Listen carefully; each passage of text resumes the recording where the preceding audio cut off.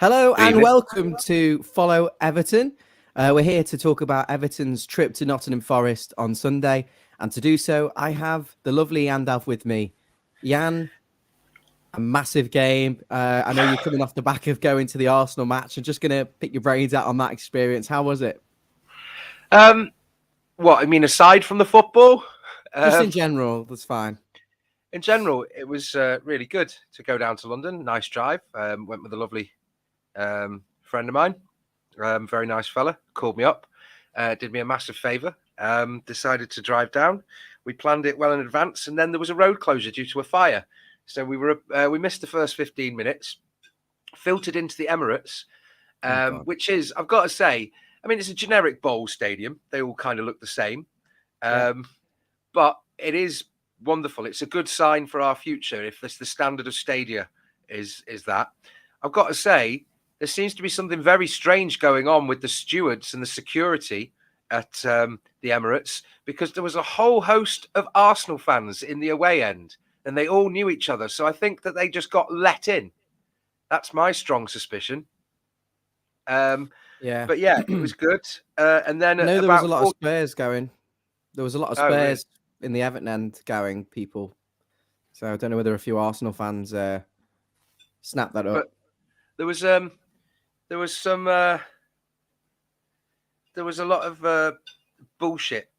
Sorry if I'm going to say this, for a team that's top of the league, that's vying for the title, that's doing well, that's clearly, leagues ahead of us in terms of potential and performance. Well, maybe not leagues, but they are a lot better. And they trounced us 4-0 and leaving afterwards. They're not celebrating, we're going to win the league. They're all singing, going down, going down. And I'm just thinking, ordinarily, I'd like Arsenal, ordinarily, but it's, pardon my second, I mean, I might get a yellow card here for swearing, but absolute shithousery. Have you not got enough to celebrate that you need to sort of point out, focus on your own stuff? Lack of class, would you say? Yeah. It's a shame. Well, I'm glad the overall experience was okay. And I know the person you're talking about that you went with, he's a good guy. So that was nice. Just very quickly, welcome to the stream. This is Follow Everton, the Everton Fan TV channel. I'm the channel host. I've got Yann with me, obviously, today to talk about Nottingham Forest on Sunday. Just wanted to get a little bit of information from him about his trip to Arsenal on Wednesday, just while people are coming onto the stream. And good evening to Neil, Ryan, Cole, Nikki, everything Everton, Eugene, who've joined us in the comments. Thank you very much. Keep them going. And hello to Emma as well. Yeah, hi, everyone. I'll do the usual bump to save Ryan from sounding like he's plugging it. Please do like and subscribe. Hit the bell. Ring my bell. No euphemism. But yeah, get notifications for all the videos. Tell your friends. Tell your milkman. I would say tell the postie, but I think they're only coming once a week. About as frequent as, I would say Everton good news, but there's not very much of that about these days. Okay. Sorry. Ryan, there you go. Can you hear me clearly, Yann? And there's no crackling. I think my monitor's not great here at this end, but do I sound crystal clear? I can hear you perfectly fine. I can even see the cat hairs on your microphone. Can you? Oh, really? Well, in that case, we'll have to get rid.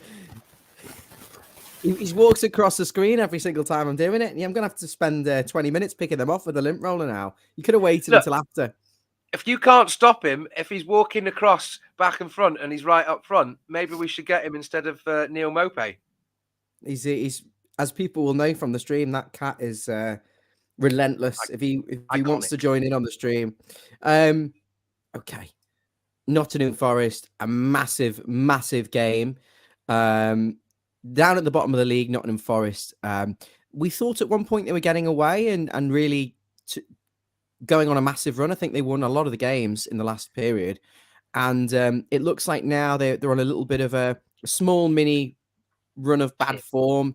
And they are catchable, Yann. They're on, I think they're on 24 points or 25 points. So a win would take us right in the mix again with that, suck them in and get us out the bottom three, you'd think. And also put a lot of pressure on the teams around us, which is really what we want. Well, when you look at the bottom of the table, obviously Southampton 18 points, Bournemouth 21, we're on 21. Leeds 22, West Ham 23, Wolves and Leicester are on 24. So when you look at the fixtures on Saturday, Sunday's irrelevant. It's Liverpool, Man United. Well, it's not irrelevant, but to our position. Southampton, I mean, we could, in theory, catch up Leicester. I don't know whether the goal difference, I don't think we'd catch them up. But Southampton are at home to Leicester. So we kind of, do we want a draw or do we want a Leicester win? I'm going to be honest. Leicester win. I'd say Leicester win. I don't think Leicester will be relegated. Yeah, absolutely not. And just so because they're in that position. So look at I think we need to solidify two teams to get in that bottom three, Bournemouth and Southampton. Yeah, but when you look at the rest of it, it really looks like an opportunity for us to see a light at the end of our current tunnel.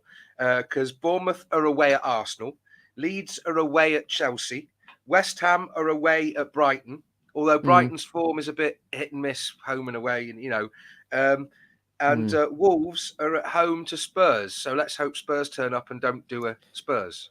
Yeah, I mean, if I was a betting man, and I'm not personally, I'd probably be going against Spurs beating West Ham. I'd go for a West Ham win, and I'd also probably bet against Chelsea getting the job done. Who Chelsea playing? Did you say? Chelsea are at home against Leeds. Yeah, I'd probably just cover my backside if I wanted to make some money and kind of soften the blow about it. I'd go perhaps with Leeds getting something there. I might well be tempted to do that. Of course, use our betting friends Stake 18 be gamble aware, bet responsibly and all that. But yeah, seriously, it's some massive games there. You can't really bank on the bottom sort of teams to not get points because they have been. Wolves got a draw away at Fulham. We weren't expecting that. And you can't really rely on Tottenham. So we have to focus on our own results for now. That's very important. And this is a massive game. So first and foremost, let's talk about, I nearly said Frank Lampard again, the Sean Dyche press conference. And a few little bits of that. I'm sure you managed to pick up some points there. So if it's okay with you, Yann, I'm going to quiz you on. I watched it. I did my due diligence, Ryan. I watched it. I made notes. I even followed it up with some tactics and sort of statistical analysis of Forest performance and and looking at their injuries and their weaknesses. And I mean, I don't know. That makes me happy. Good evening to Emma and Dave, who've just joined us in the comments. Dave Weston's been on a couple of our recent streams. Great guy. I'm sure he'll be on many of our pre-match shows as well coming up. First and foremost, Neil, before we start, Neil just made a very good point. We can hope for some slip-ups by others in context of what we just said, but for that to be relevant, we're going to need 5 wins from the last 13 games, and this has to be one of them. And it's a real 6-point game.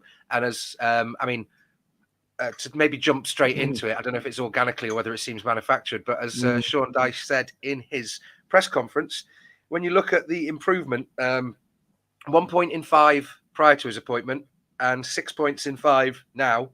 Yeah. I mean, and we've played Liverpool, who we never beat away from home, and we've played Arsenal, who were top of the league for a reason, twice. So it's not as if he's had the run that Frank Lampard had, where he played Wolves and Brighton and Southampton and got the points there.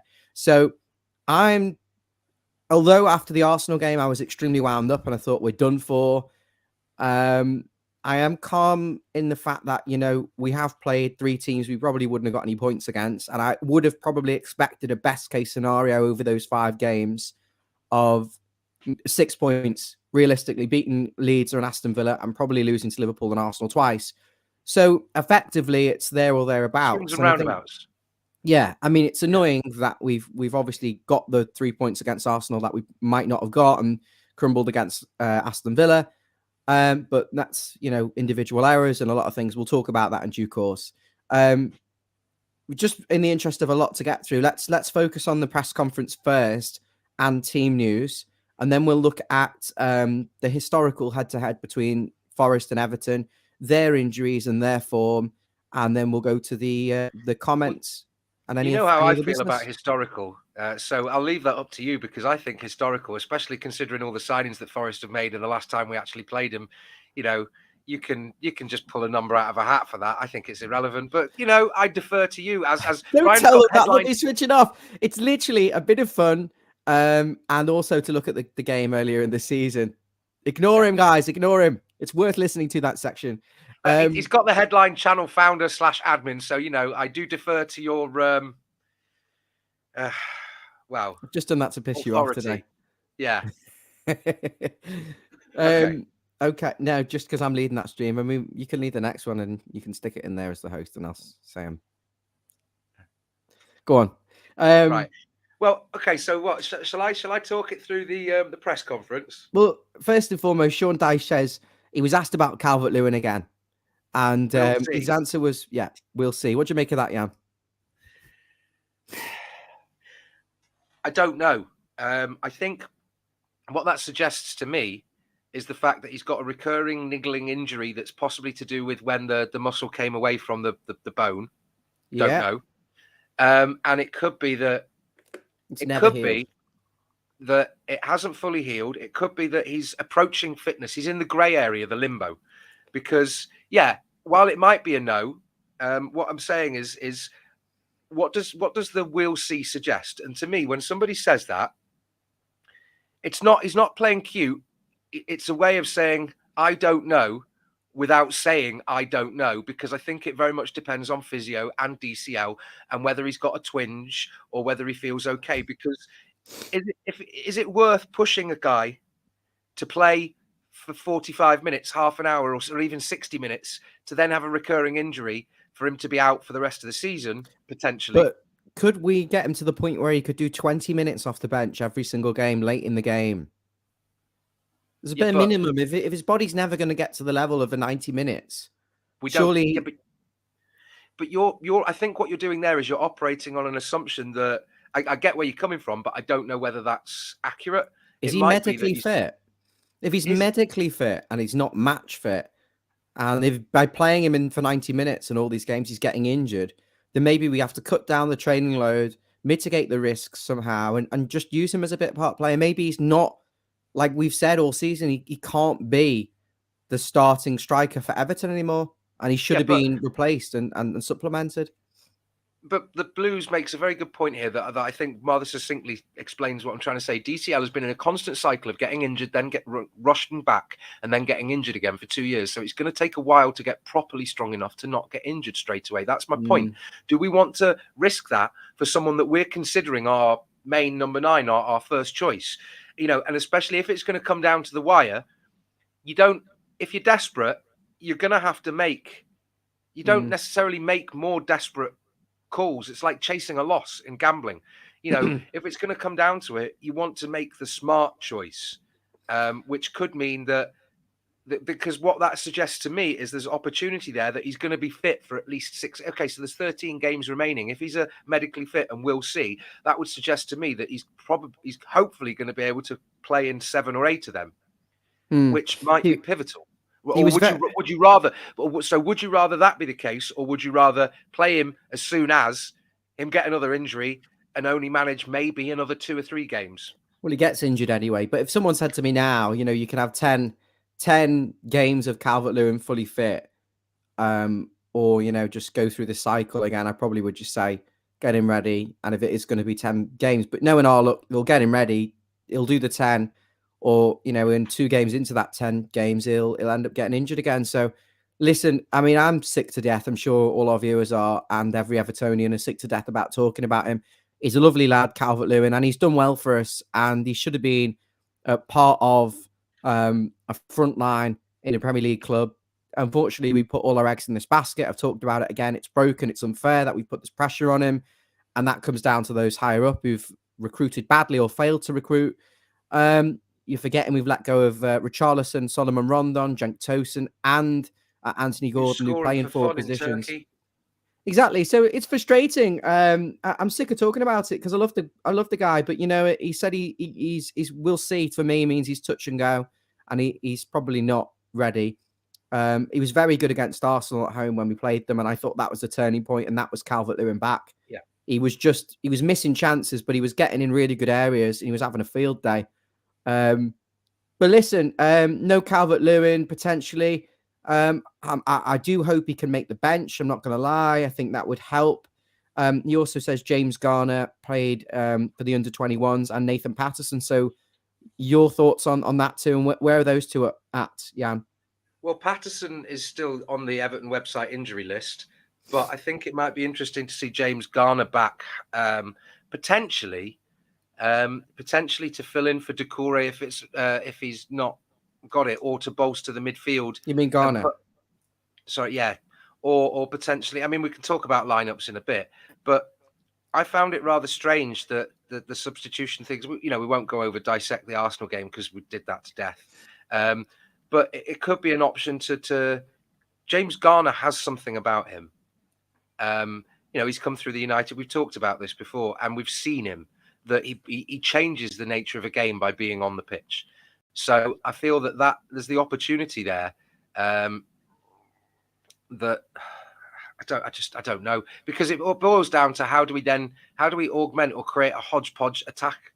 Do we bring Gray on? Do we put Iwobi on the wing? Do we put Onana, make him further up and head him down so he can play as like a number 10 or something with Mopé? Or do we go for Sims for the height and have more people in pushing the centre of midfield up? Don't know. Yeah, I mean, but was it Sean Dyche said about Neil Mopé's working hard? The goals will come. Just on that very quickly, just before we move on, James Garner's not quite ready. Did play for the under-21s. Nathan Patterson as well, apparently slightly behind. You'd hope, because that was Thursday to a Sunday, they'd have a chance of making the bench.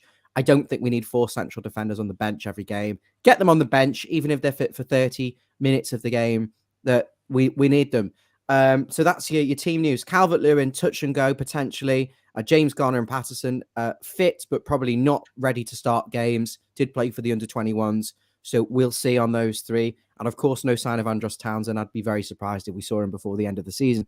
Other than that, looks like the same team, same squad, I should say, that played in the game against Arsenal, the 4-0 drubbing. Some very good points here. He wants more goals. He talked about Neil Mopé, didn't he, Yann? Would you like to tell us, he said he had 2 off the line and he's quite happy with how he's working. Do you want to elaborate for our audience? Oh, yeah. I mean, he said he was asked by Sky Sports, is goal scoring a problem? I mean, he was asked whether it's costly not having any other options or, and he just quite rightly said it's irrelevant. It's like talking about, if we had a time machine and can go back, but we don't. We work with the players we have, and he said the goals will come. So, and he talked about freedom and clarity, and one thing that Dyche I've noticed in his press conference, he talks about the feel. I mean, I think, I don't know what that might be alluding to. It might just be in his philosophy, but he's talking about. I think he's talking about just things clicking and coming together. So when you have more confidence, when you're playing up front, obviously it could be disheartening, I suppose, to send the ball up, to cross it in, and to not have a striker that's reliant on that. Neil Mopé is not going to be winning headers. He's going to be causing a nuisance. But for what it's worth, I agree with what he actually said about Neil Mopé. He did have a couple off the line. He has worked hard. Yes, he's limited. We're wrong. I blame the people who signed him for being in this position, because he's the type of player that I'd like as part of a front 3, in terms of you've got 3 strikers and you need one that's a target man, one that loves to drift wide and cut in and link up, and then one that can come off the bench and nick a goal. A bit like when we had Enner Valencia, or we had Aruna Kone, Lukaku and Eto'o and Naismith. You had options. And I think we're pigeonholing him into something he's not. Look, we're expecting not great. Him to be DCL when we're only trying to fire on one cylinder with one striker. Yeah. You're comparing, a banger with a nice car type thing. Personally, I think Neil Mopé did okay against Arsenal. Had some neat touches of link-up play. He was unlucky not to score against Leeds and Villa. He's not great. He's got no pace. He's not very strong. His hold-up play looks a little bit better under Sean Dyche. And I think from that, Jan, it was quite clear that he's going to persist with Neil Mopé up front, and he believes in him and says that the goals will come. The statistics apparently back him, But the way I see the statistics is it's 1 goal in 12 months, 1 in 28 appearances, and that it's another never endless cycle of it. And really it gets to the point where do the positives of having him in there really outweigh the negatives of maybe giving someone like Damari Gray a false 9 role? So yeah, but I don't know whether Damari Gray is strong enough. He's quick and he creates a yard of space. I don't know whether he's strong enough, which for me is an argument for moving Onana forward. Or yeah, we're very limited, because I would say bring Iwobi in centrally because he played very well in the middle. But then who else do you have out wide? Well, that's a comment. That's what we're going to talk about in the team selection. And that's something Dave Weston's also brought in here. He says Onana as a CDM, push Iwobi into middle and Gray on the right, McNeil on the left, and Doucouré is box to box. You'll see whether I agree with Dave in the selection part of the show. So he wants more goals. He wants people in on the back post. He says we are creating chances.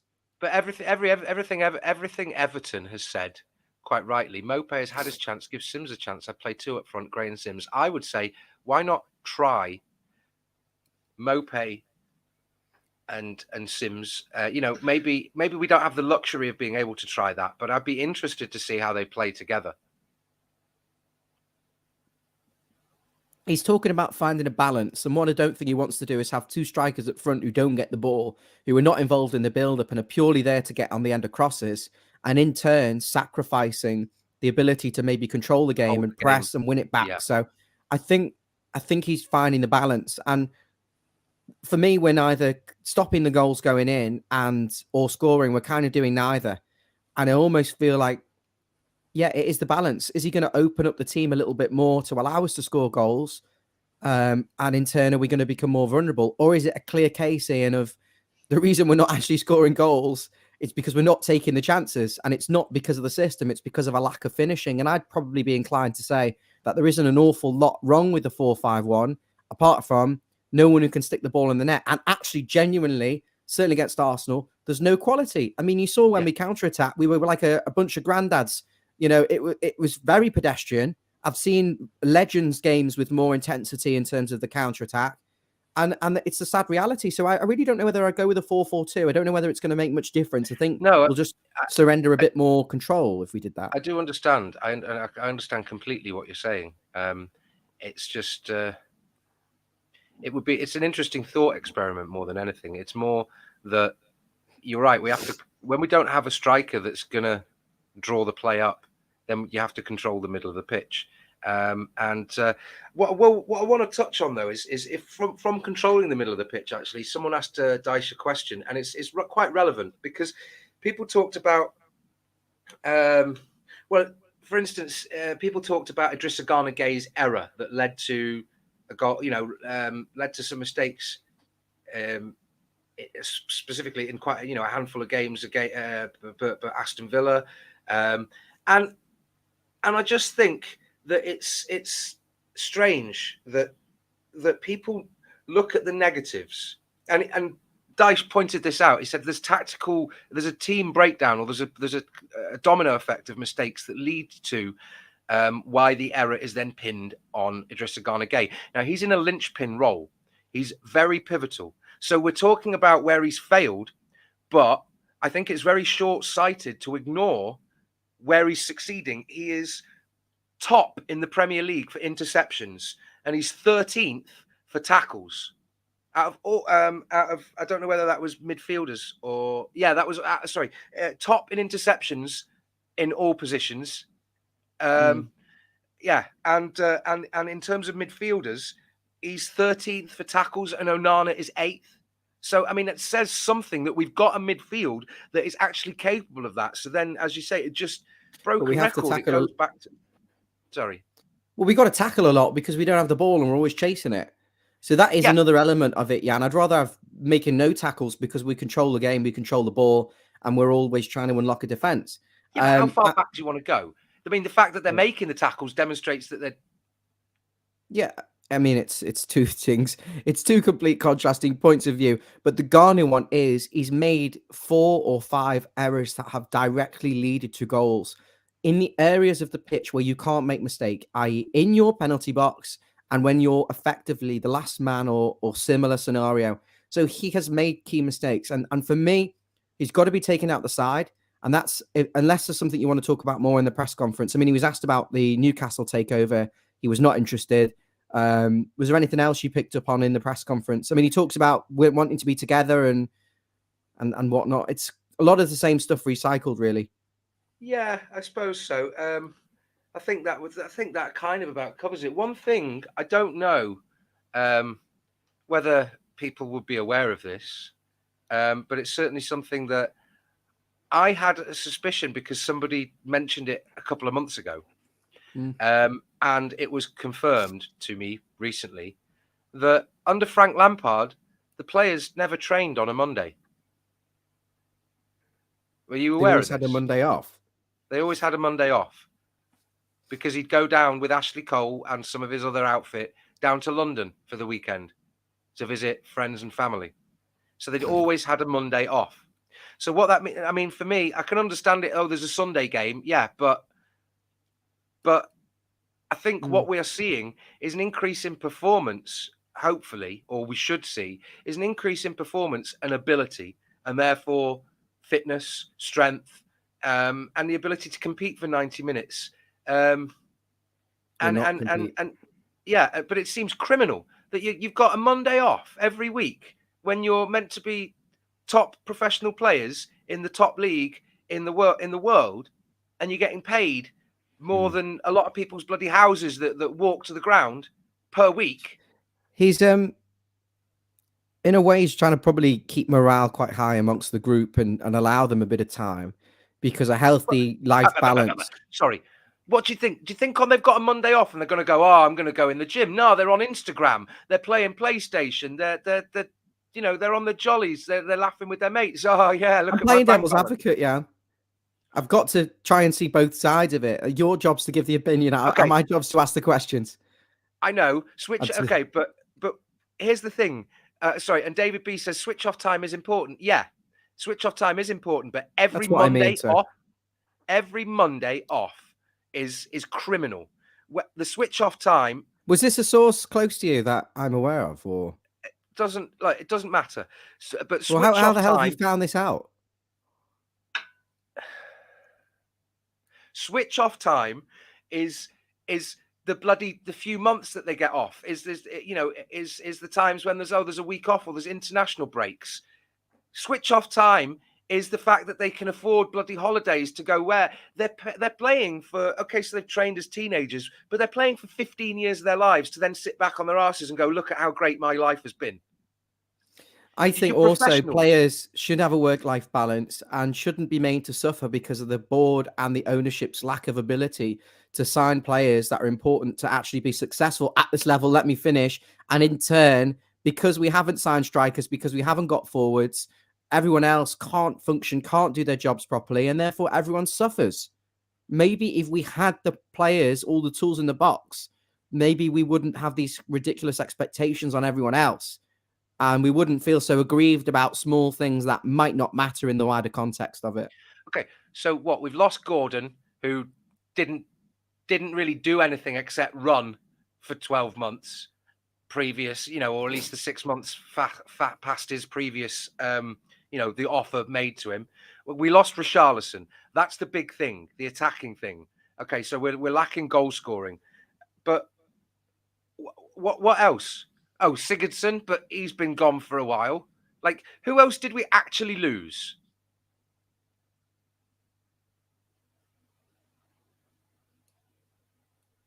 We've lost a lot of players. They were underperforming in a different way. We've gone from looking for top 6 and underperforming for 6 and finishing 10th to now just about scraping in the league. And gradually we've, as everything Everton says, James Rodriguez, Gylfi Sigurdsson, Luca Dean, Anthony Gordon, Richarlison. We've lost Calvert-Lewin effectively for a different reason. We've lost a lot of players. Alan, as Kevin says, we had a better squad. We were never really in danger of actually getting relegated.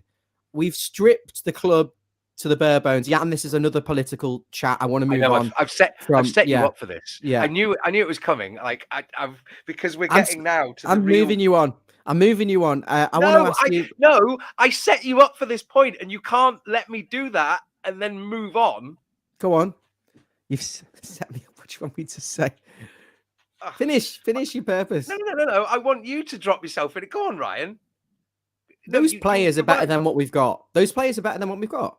Yeah. All of them. So, because people have Even been bloody saying, Cenk Tosun was better than what we've got. I know, Apostolos Velios, Dennis Strakwalersi. Stuart Armstrong is Stevie's favourite one. Alex Nyarko. Umonias, we're getting this team.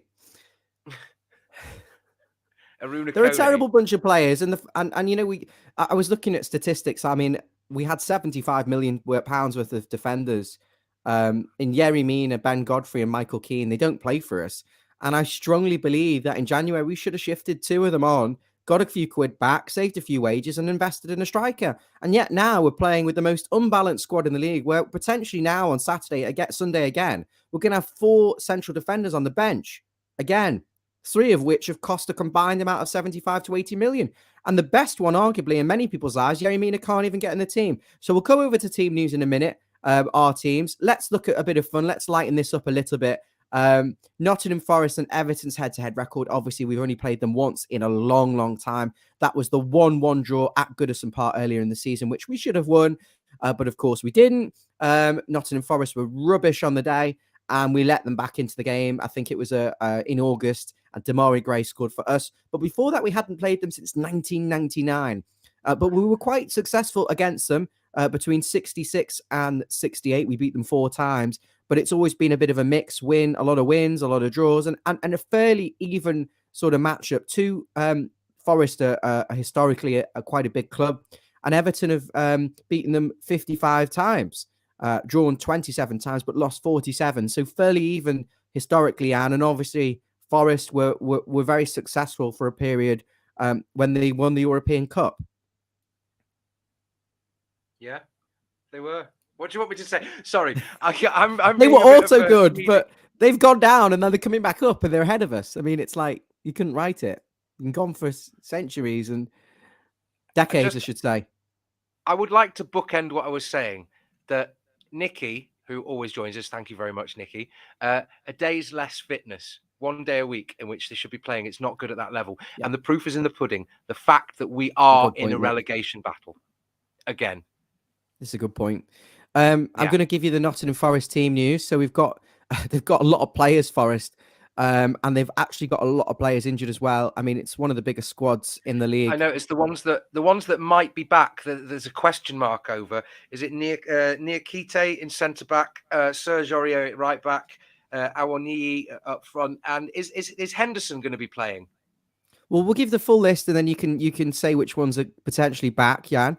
So apparently, according to the PremierLeagueInjuries.com, Willie Bowley, signed from Wolves, I believe, he's going to be out till pretty much the end of the season.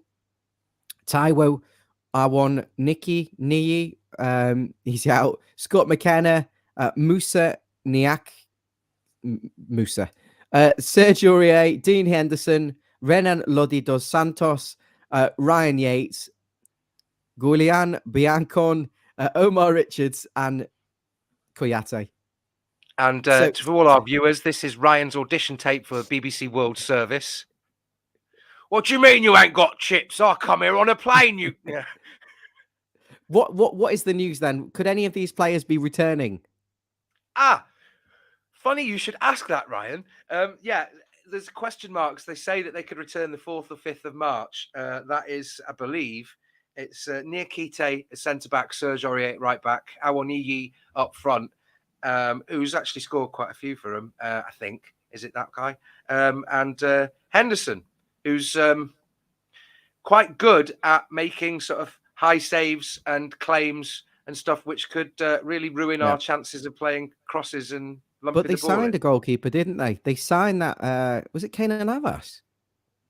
Oh. They signed the Real Madrid ex-goalkeeper. I mean, Forest have signed. Who haven't they signed? I'm just looking at their form this season. And first and foremost, a top scorer, of course, Brennan Johnson, 7 goals. One player that Everton bid for in the summer naturally would have been 7 goals. And they've got Taiwo Awoniyi, Sam Sturridge, and they're down there with 5 assists. Their most creative player this season. Surprise, surprise. Who is that, Jan?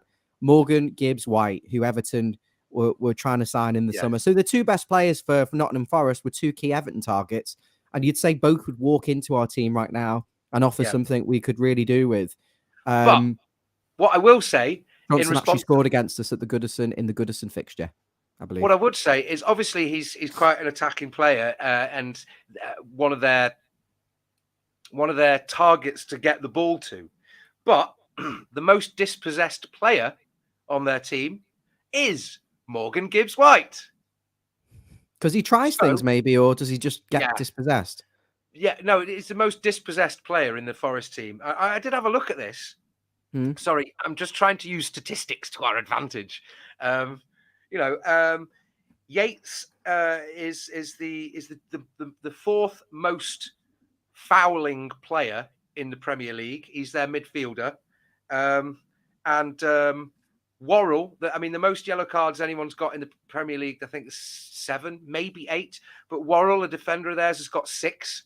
So if we can try and control the game in the middle of the pitch, keep Gibbs-White off the ball because he's the most dispossessed player, piss off Yates, who commits the most fouls, or one of the players who commits the most fouls in the entire league, get him booked, and make him get a foul and have a referee that lets us play an advantage, and then Worrell gets in there and wipes them out and then gets another yellow card, potentially a red card. We might actually stand a chance.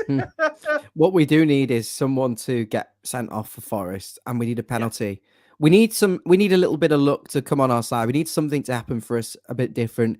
And as Lila says here, she says the way Trossard is slotted straight into a new team, we never get players like that. But there was a comment before that, that I meant to pick up. I'm no longer scared of us losing. I'm scared of going a goal down. This is really important for me here. It seems to be whenever we concede a goal, we can't even get back in a draw. And the first goal is key. As Yann says, Morgan Gibbs-White's important. And that leads us on to the team selection, really. Adrissa Garnegay you'd think would be the player tasked with stopping Gibbs-White and plugging the gaps, maybe, which we would leave if fullbacks get forward. Where Brennan Johnson would be very effective for Forest. I'm not particularly scared of Nottingham Forest, I'm not going to lie. I am worried about the kind of going away from home and the atmosphere and Forest wanting to kind of kill a giant and really get the 6. It's a 6-pointer for them, really, because if they win, it takes them pretty clear of us. Whereas if we win, we suck them right in and we get ourselves a massive footfall. I think it's a winnable game. I'm actually going to be down there. Mabsy got me a ticket. I'm kind of not sure whether I actually want to go. I'm going to be honest with you. Do I really want to drive 2 hours down there to probably watch us lose and come back and feel like shite and come and do a fucking match reaction? If you can get me another ticket, I will drive us. I can't. I thought you were going to ask one of your friends. I did, and it's too last minute. There's no tickets available. It's too last minute. Even in the home end? You expect me to behave? If I go in the home end, I'll get stabbed. Yann, I'm going to tell you what I think I'm going to do with the team. I have really thought about Adrissa Garnegay coming in and keeping his place on the basis of the controlling the game and stopping Morgan Gibbs-White. But I'm going to be brave, and I'm going to bring in Alex Iwobi into the midfield. I'm going to play him as one of the dual 8s alongside Doucouré. And I'm going to actually ask Onana to do what I think he's most comfortable doing, which is screening the back 4 and tackling, and actually not asking him to try and do other things, which clearly he's not very good at. And I don't think he was very good against Arsenal. I thought he switched off very badly for the 3rd and 4th goals, as did other players around him. But I think it's probably a more natural position for him and would allow us to bring in Damari Gray onto the right, because I don't think we can go another game without bringing in Damari Gray on the right-hand side with a clear objective: beat your man, cross the ball, or get on the back post and score. And the left side of midfield, I've gone with Dwight McNeil. And to be honest with you, if Calvert-Lewin's fit, he's straight in the team. And if not, I don't think we've got much choice. I think it's going to be Ellis Sims on the bench, and I think we're going to see Neil Maupay start. Not necessarily what I would do, but I think we're going to see that. Do I think he'll actually bring in Damari Gray for Garnegay? Probably not. But I'd like to think that we're going to be a little bit braver in this game, get the first goal and shut up shop. In defence, I think that picks itself for me. The Ukrainian wizard, or not, Mykolenko, and Connor Cody's going to come straight back into the team for Michael Keane, who we won't see again this season, and at right back, Seamus Coleman keeps his place with Pats on the bench. So fairly straightforward. Damari Gray into the side on the right, and Iwobi pushing to midfield to get a little bit closer to the striker, to try and create, to try and use, because I think he's the player that can create. He's got the most assists for us this season, and shutting him out wide where he doesn't have the pace to beat anyone and can't cross the ball and doesn't score enough goals is not really the answer. So that's my team. Yann, would you like to give us your selection and the justification similarly? Well, based on what Sean Dyche said and defending Idrissa Gana Gueye and explaining away the tactics behind it, honestly, okay, I'll give you my team selection, but the team that I think we'll see will be probably unchanged, or there might be one change in that if DCL's fit, he'll come in. But I don't think we'll see Gray starting. I'm exactly the same as you. I would have liked to have seen something where we see the back four picks itself: Miko, Cody, Tarks, Coleman, obviously Pickford. So then it boils down to where we go in front of that. It picks itself because Ben Godfrey had a horror show against Arsenal, proved he can't play full back, positionally a bit of a mess. I mean, he was exposed, but, he can communicate with those around you. Holgate is just, terrible. Lila makes a fantastic point. Is there anyone in the Forest team that hasn't scored for years, or someone coming back from a broken neck? Yeah, absolutely. We are the kind of team. Yeah. I should have really given you Forest one, but we'll let Yann do his team first. Yeah. Well, so yeah, the back four, Pickford in the back four. Who would I pick? I think I'd be very similar to you. I'd want to see some instrumental movement in midfield because Iwobi was very, very strange at the Emirates. Very, very strange. But I would like to see. He was trying to do skills and then with 5 people around him. Yeah, but what I would very much like to see is some options on the bench. Like, why are we not seeing, something like Stanley Mills or Tom Cannon, as people are saying there? Because if Neil Maupay, we're probably going to see him start. But my issue is, where is it in the managerial textbook that you don't make a substitution at before half time or something like that? Why not try something? Why not try have Ellis Sims up front, and if it's not working, revert to Neil Maupay after half an hour or something. Cole wants Godfrey at left back. TJ thinks Andre Ayew is going to score, and this is Everton's team. He's brought Mina in for Michael Keane and giving him a go in this game. Stanley Mills, the Premier League debut. The teams are starting to look like teams that we play in pre-season in the past before players come back from international duty.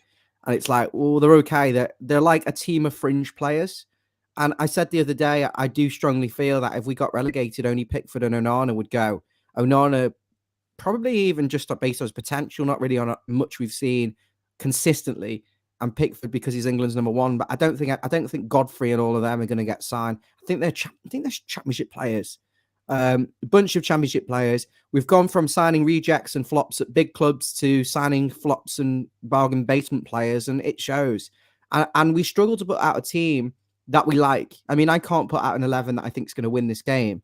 But I'm hoping Yann's got his 11, and I think that's going to... Are you just going with the one change?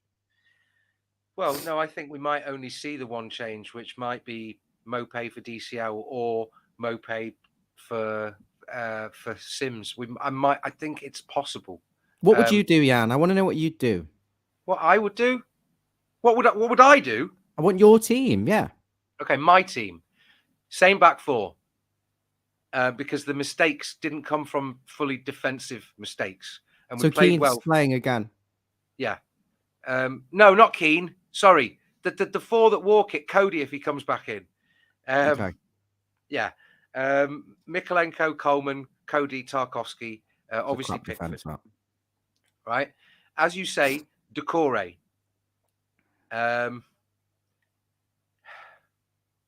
what I would like to see.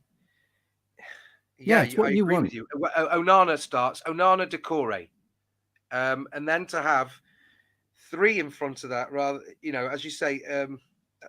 I don't know.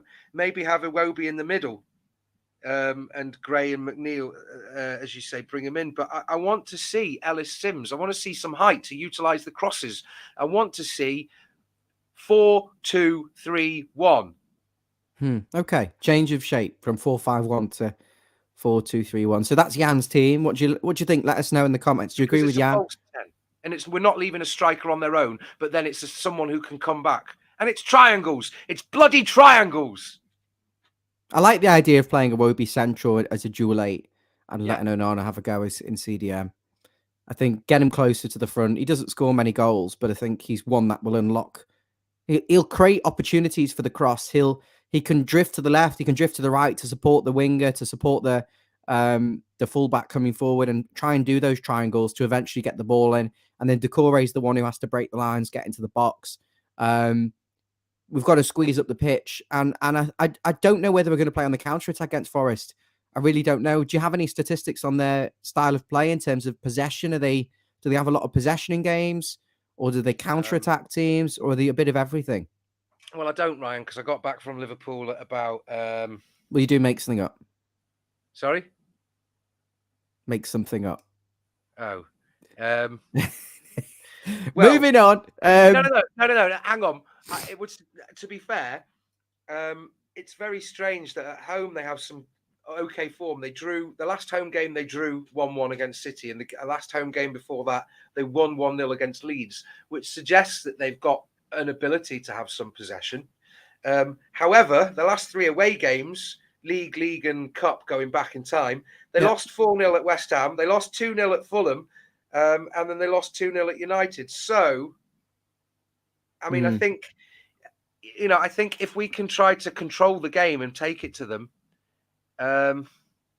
The form is mixed, isn't it? Yeah. No, sorry. They were really under the cosh against City, but they came up with quite a few chances, and it was really strange. It was almost like it could have gone both ways. I remember watching the highlights of that game. And it was really strange to see City have so much quality, but for Forest to look like they could have stolen a win. I don't know if anyone else remembers really that City didn't get the points and scrumped that. So going back to January, they lost at home to United in the EFL Cup. They drew at home to Chelsea, strong at home. Beat Southampton away, lost to Blackpool in the FA Cup, drew at home with Wolves in the EFL Cup. But in the league, let's focus on the league. Beat Leicester at home, drew with Bournemouth away, and lost to United in the cup. I mean, that's some good results coming into February. As I say again, beat Leeds at home, lost to Fulham, as you've said, and then but they've got about 3 teams that they can just cycle through. I mean, they're the type of team that if you go down with the money they've spent, there's going to be questions asked, surely. The money they've spent, and there's going to be some financial difficulties. But that big defeat there against West Ham, you hope that's knocked the confidence. It was a bit of a drubbing. I mean, but they were in it. They were in it till about the 70th minute, I believe. And then Danny Ings got 2. Of course, bloody Danny Ings, who we tried to sign, Declan Rice and Antonio, and made it a 4-0 win, a very comfortable win. Forest actually had 51% of the ball, and they had 3 shots on target, 8 shots. So they tried, but they conceded a lot of goals in quick succession. It looked like the heads dropped. Danny Ings getting 2 in 2 minutes. And the position of Forest 13th in the league. You're hoping that Crystal Palace gets sucked into this as well. Villa are now well out of it, having beaten us, unfortunately. Yeah. I think that's the benchmark. Palace. Sorry. What are you laughing at?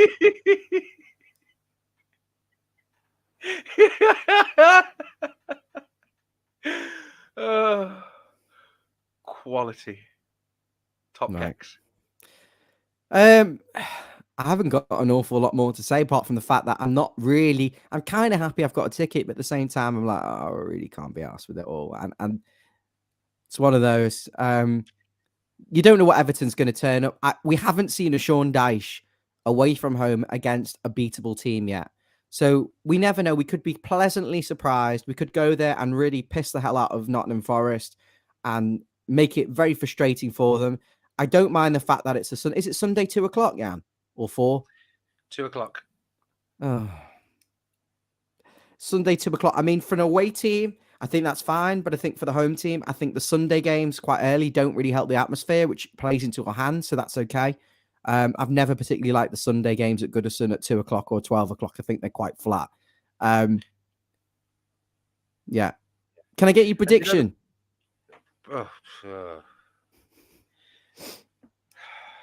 My prediction is, what did you say, Lila? Colombo's on USA 5. Okay.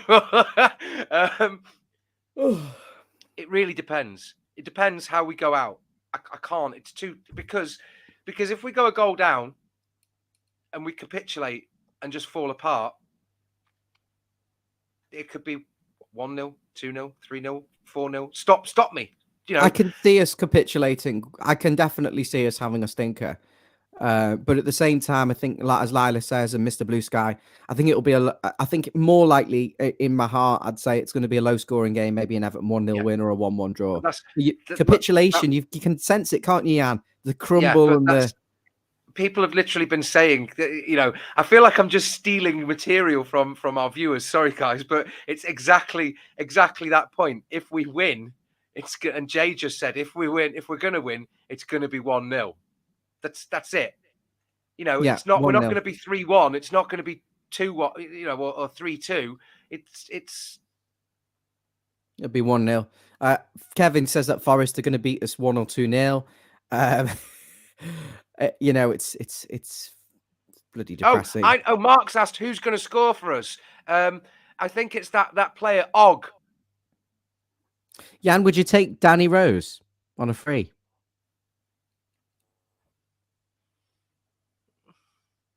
Spurs? No.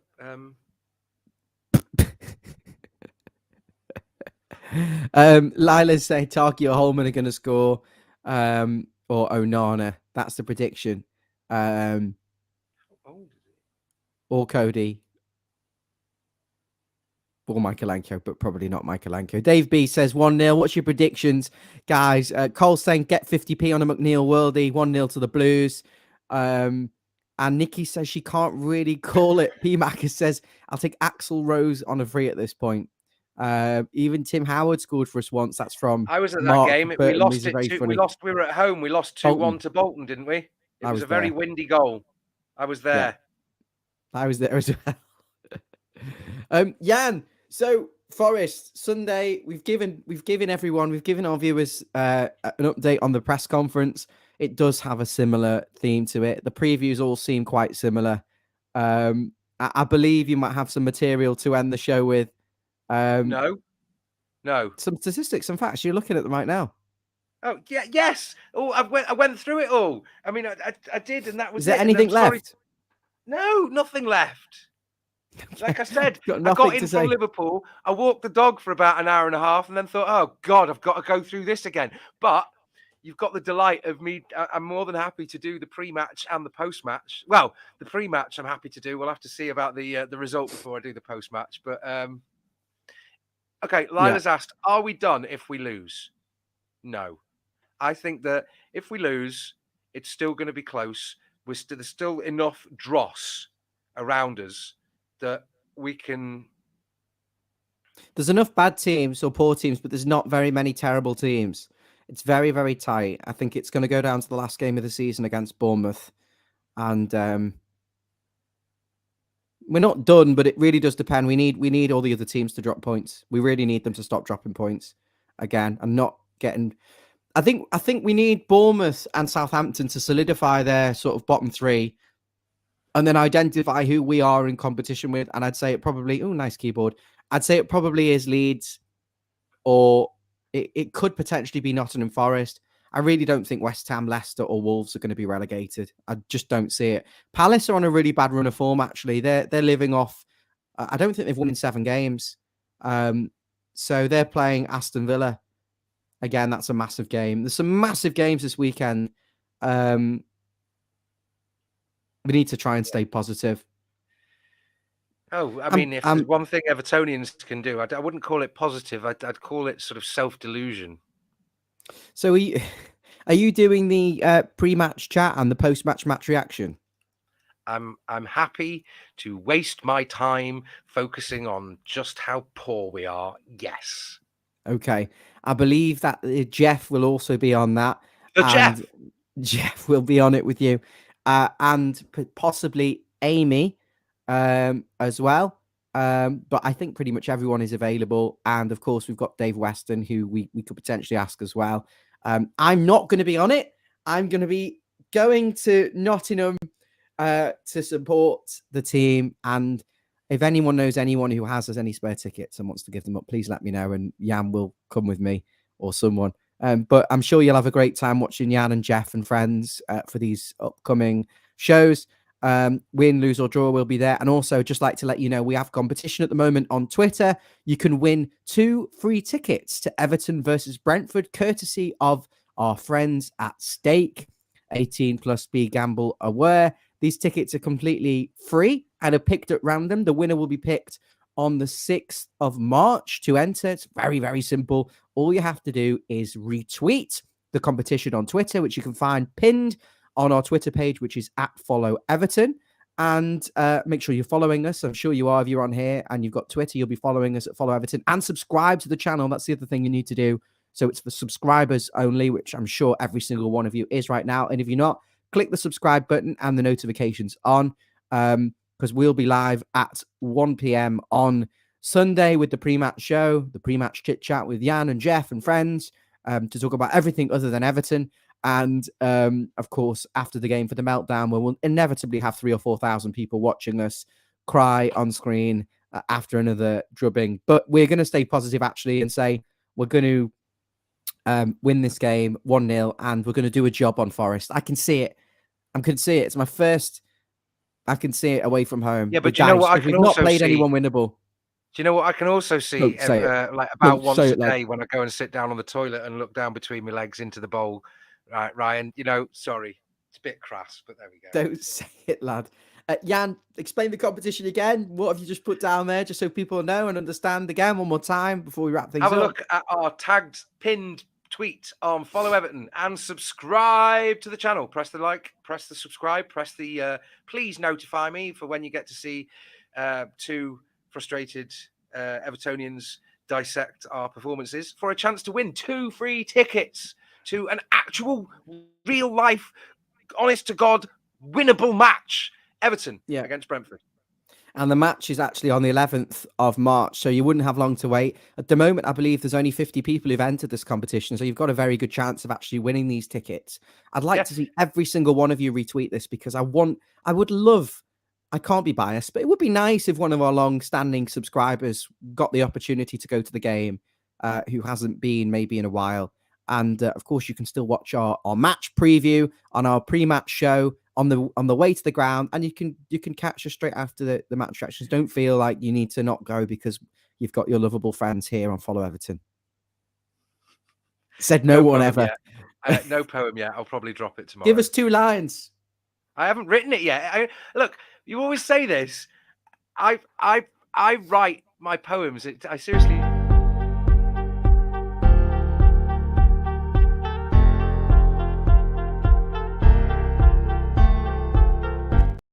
Oi! Roses are red. Everton are poo. I'm not going the game. I'm going with you. No. When I write a poem, seriously, I sit down and I do it in about 15, 20 minutes, and that's it. Yeah. And I'm not going to do it now. He's not going to do it right now. No, I'm not. Because you heard him. If there's one thing I do on my own terms, it's I own it. It's mine. It's your fucking poetry, mate. It is. I could read you a non-Everton poem if anybody wants some beauty in their day. Yes. I'd also like to say this is the match reaction for Everton 1, Nottingham Forest 0. The Blues winning again, thanks to a Neil Maupay header, which ricocheted off the crossbar and back onto his head and deflected off Michael Keane back into his path and onto his head again. And it was a very good finish. Would you like to finish on a poem?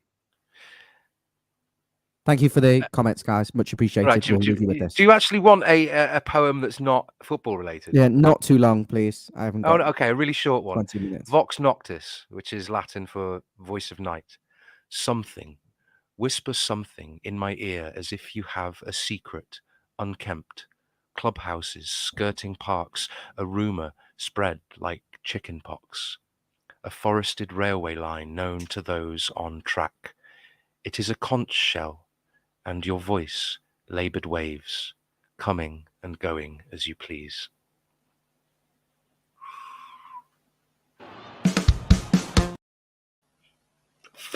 Just end the stream. Very nice. You wrote that yourself? Yeah. What do you mean? Of course I did. When did you do that? Yeah, I've got like hundreds of poems, Ryan. I write loads of non-football poems. Oh, Yeah. I've wrote poems. Have you never heard my poems, Yann? Roses Hang are on one red. sec. Let me get one. Roses are red. You're making me sick. Jesus Christ, Ryan, go eat a dick. When Chapman billies leave the streets and drouthy neighbours meet, as market days are wearing late and folk began to tack the gate, where we sit bowsing at the nappy and getting foul and unco happy. What's this, Yann? Have you got an idea what it is? You're thinking? It's Robbie bloody Burns, and on that bombshell, we're going to be leaving the show as we've lost our entire audience.